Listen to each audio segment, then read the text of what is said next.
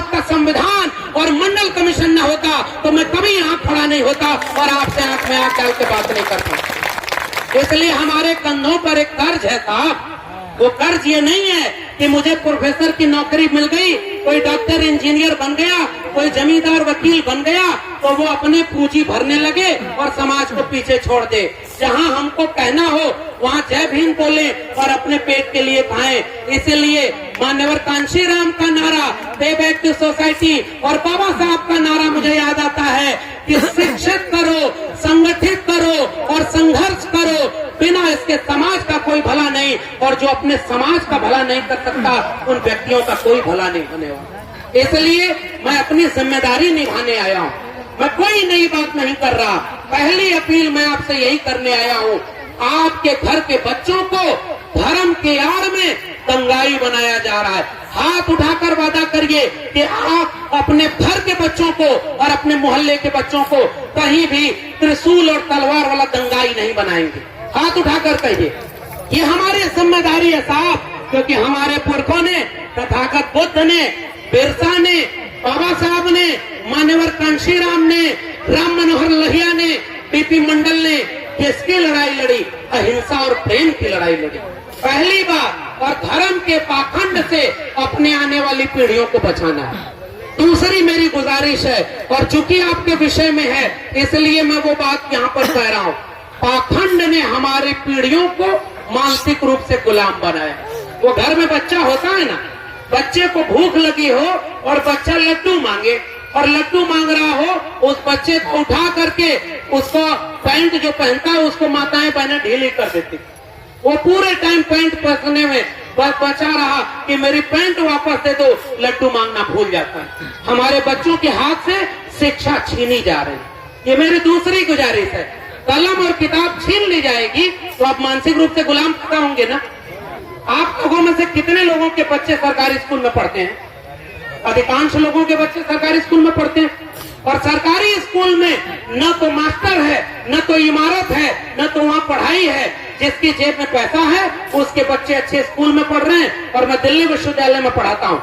मैं जानता हूँ कि मेरे गाँव के किसान मजदूर कमेरा लोग, चौधरी छोटू राम, सोनेलाल पटेल साहब एक नारा देते थे, ये जंग 90% लोग कमेरा हैं जो काम करके खाते हैं, 10% लोग लुटेरा हैं जो कमेरा का शोषण करके खाते हैं। ये जंग कमेरा बनाम लुटेरा की है, और यही सपना बाबा साहब अम्बेडकर और राम मनोहर लोहिया का, कांशीराम और बीपी मंडल का था।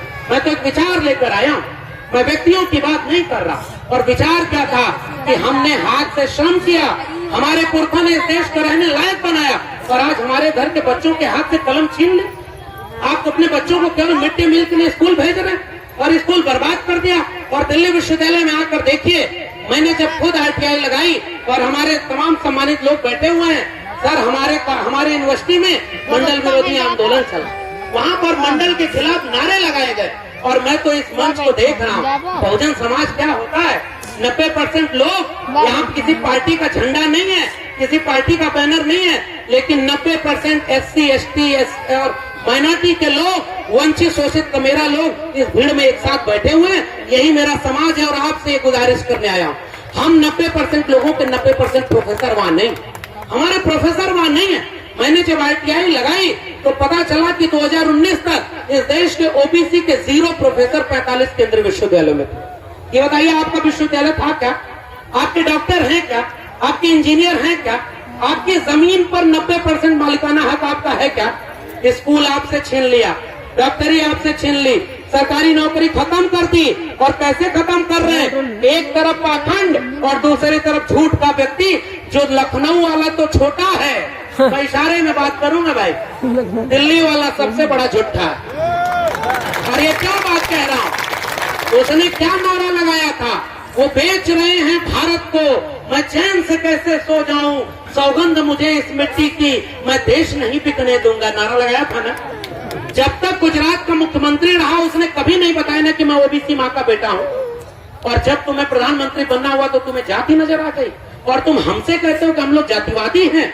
हम अगर इस देश के दलित, पिछड़े, आदिवासी अपना हक मांगे तो हमारे ऊपर तोहमत लगाई जाती है कि हम जातिवादी हैं। हमारे तमाम वरिष्ठ लोग बैठे हैं, मुझसे ज्यादा अनुभव उनके पास होगा।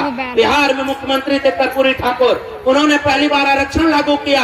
उत्तर प्रदेश में मुख्यमंत्री थे राम नरेश यादव। और ये देखो नाई समाज और ओबीसी समाज के लोगों पर दिल्ली से चमड़ा भेजा संदेश, बार बनावे कर्पूरी और भैंस चरावा राम नरेश, ये गाली दी गई थी हमारे लोगों को, ये गाली दी गई थी। इतिहास जानते हैं कि नहीं?